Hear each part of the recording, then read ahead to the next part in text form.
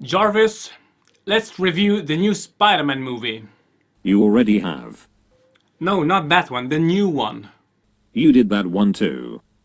Not that one either, the new one. Alright, sir. I took the liberty of changing your clothing, sir. How did you do that? I have my tricks. Well, this is Spider-Man Far From Home.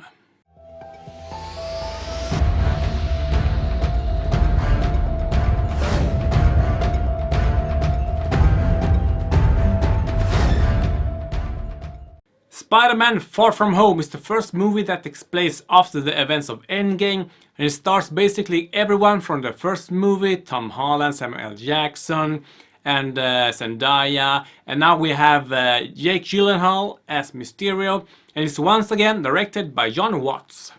The movie is about what you see in the trailer. Peter and his class are going on vacation to Europe, and stuff happens. There is a new threat about this giant water sand monster kind of ish, and we're introduced to a new hero that they call Mysterio, and him and Peter Parker and Shield or Nick Fury team up to try to beat this new threat.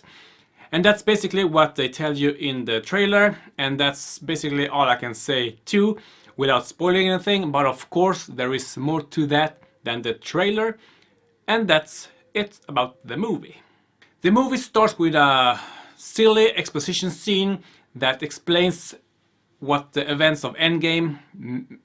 They try to do this clunky explanation of how it sort of works, how everyone came back, and it's done in this sort of high school school news TV stuff. It was like, okay, and then the movie starts, and they go on this plan this vacation. They go on the vacation on the trip, and you see the characters interact with each other, and stuff happens. And the first half of the movie was quite boring. Really, I would place it really low compared to all the other movies.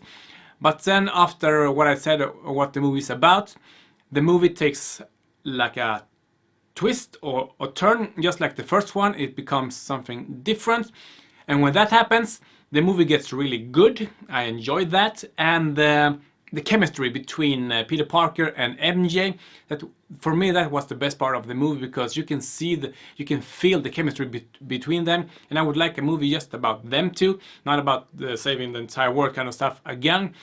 And the other casts were good. I liked they were okay. It's just like the first one. It's okay, but I like Jake Gyllenhaal here at the second part of the movie, not in the beginning, because that was quite boring, I thought. And there is a forced love stuff happening with other characters that was, it felt really rushed, and then yeah, they do what they do, but it's just made for a comedy. But I thought it was whatever.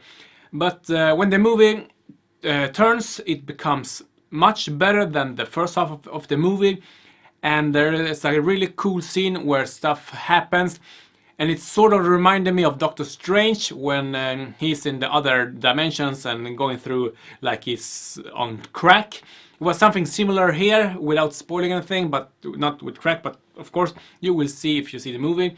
I thought that was very nice.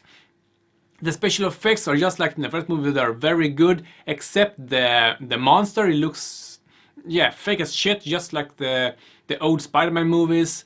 I don't think you can make sand look realistic with giant monster and faces and stuff like that, but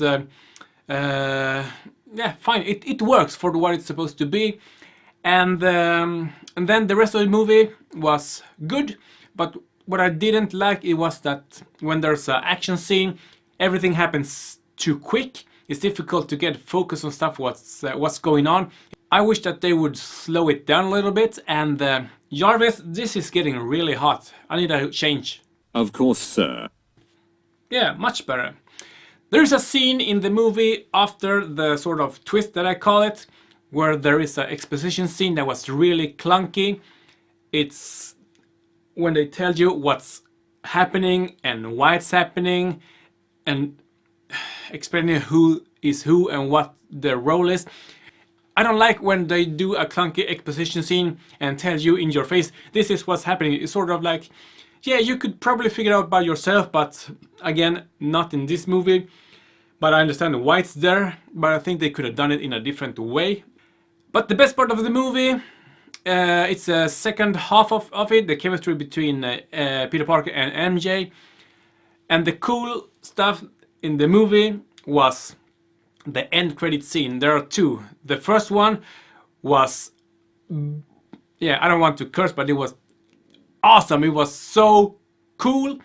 I enjoyed that very much. People in the audience were cheering and clapping, and that was I think one of my favorite end credit scenes. And then there is one after all the text, the credits are gone. There's a new one, and I like that too because that gave some stuff to the next stage of MCU. So, in general, the movie was okay. It has a terrible start, terrible first half, but it makes up for it in the rest of the movie. And yeah, Spider-Man Far From Home, I give it a 3 out of 5. It's okay. You should see it if you like the MCU movies. You won't be disappointed. But if you are just, let's watch something, yeah, you could probably watch something else. So with that said, thank you so much for watching, and I'll see you next time. Bye.